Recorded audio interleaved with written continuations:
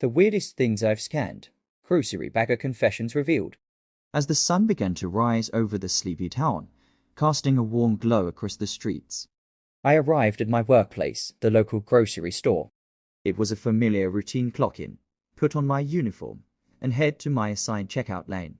Little did I know that this particular morning would mark the beginning of a series of strange encounters that would forever alter my perception of reality. The store was just beginning to stir as I took my place behind the checkout counter, a row of neatly stacked grocery bags at the ready. The hum of fluorescent lights filled the air, mingling with the faint rustle of customers browsing the aisles. It was shaping up to be another typical day in the world of retail. But as the clock ticked closer to opening time, a sense of anticipation tingled in the air, as if something out of the ordinary was about to unfold. And sure enough, it wasn't long before the bell above the entrance chimed, signaling the arrival of the day's first customer. I glanced up from my station and saw a figure approaching, their silhouette obscured by the dim light filtering through the store's windows. They moved with an air of mystery, their steps deliberate and measured, as if they carried a secret burden upon their shoulders. As the figure drew closer, I could make out the details of their appearance, a long, flowing cloak that billowed behind them, and a hood pulled low over their face, casting their features into shadow. It was an unusual sight for a grocery store, where most customers tended to dress in casual attire. Despite the oddity of the situation, I greeted the customer with a warm smile as they reached my checkout lane. "Good morning," I said, my voice betraying a hint of curiosity. The figure inclined their head in acknowledgement, but said nothing, their gaze fixed on their conveyor belt before them.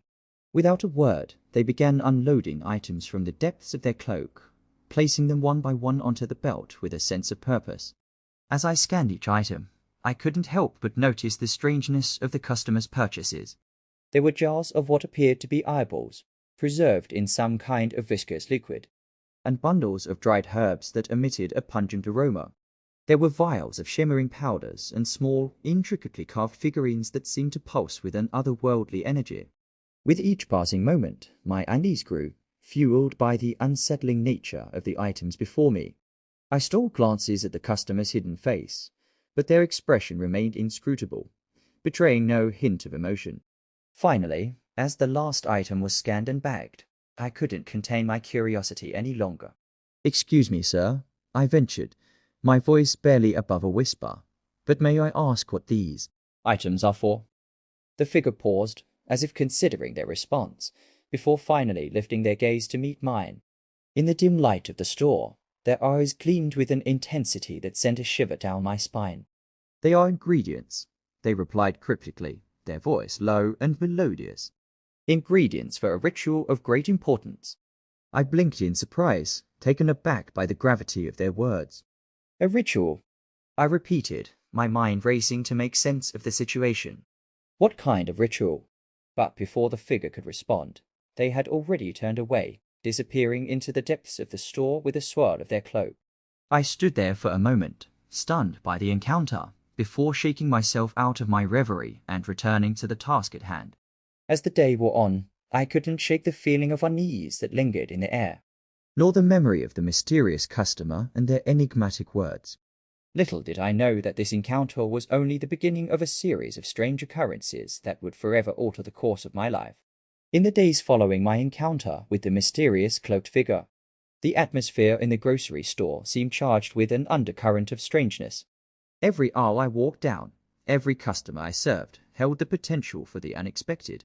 It was as if the ordinary boundaries of reality had been stretched thin, allowing glimpses into a world beyond comprehension.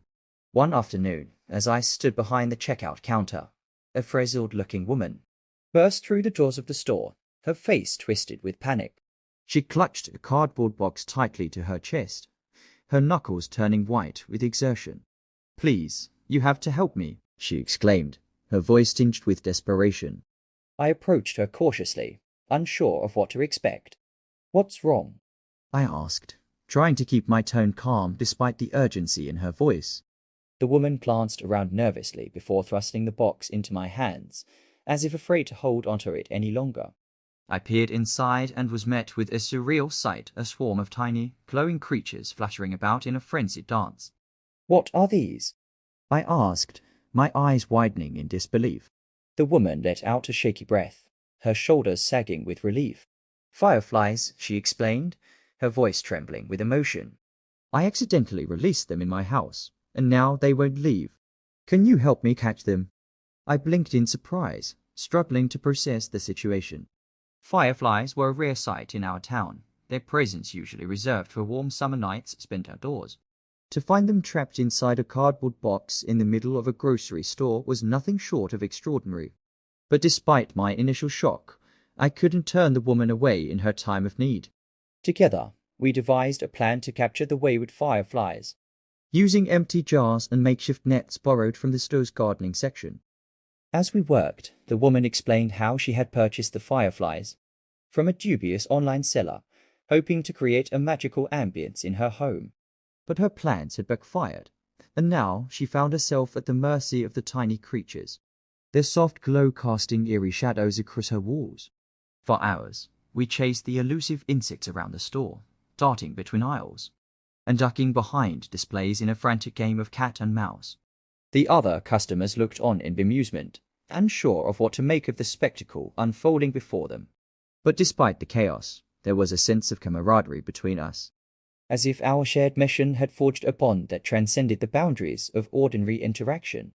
And when we finally managed to capture the last firefly and release them back into the wild, there was a palpable sense of relief that washed over us both.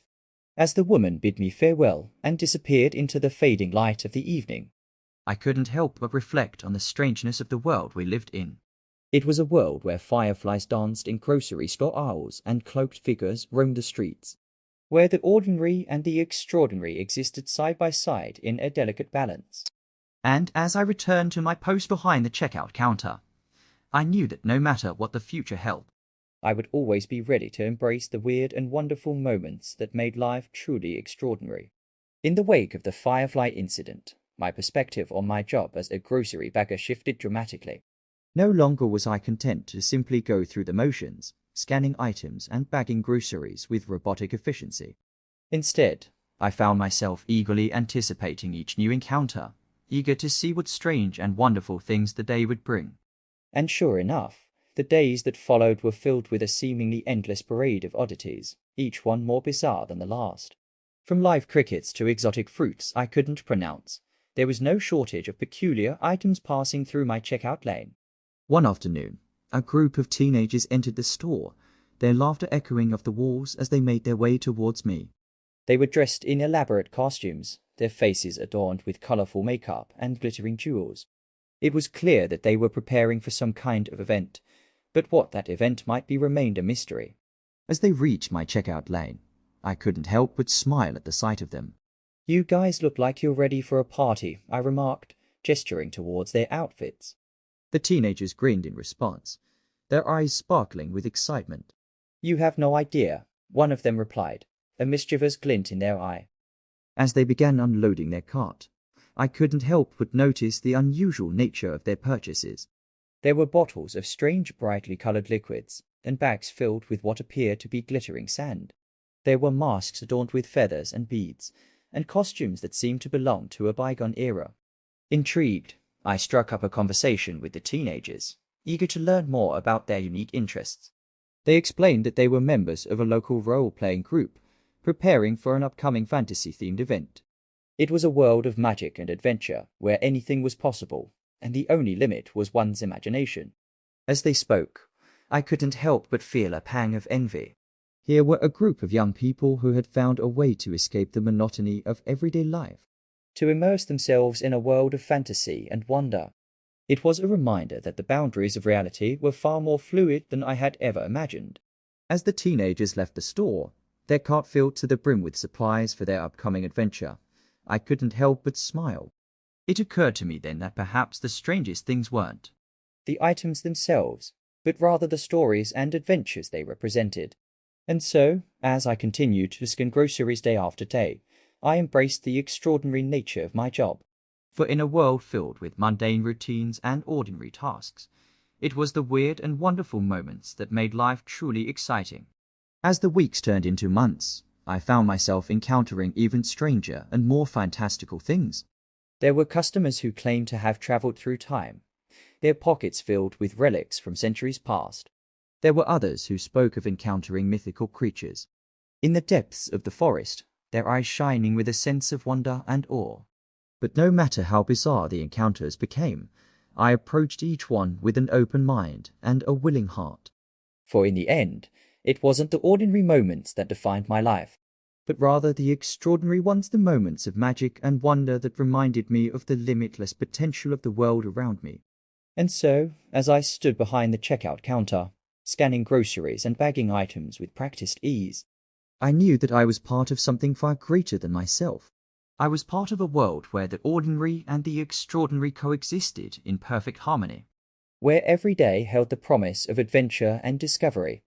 And as I looked out at the world beyond the grocery store walls, I couldn't help but feel a sense of gratitude for the strange and wonderful journey that had brought me to this moment. For in the end, it was the weird and wonderful things that made life worth living, the things that reminded us of the magic that lay just beyond the surface of the ordinary world.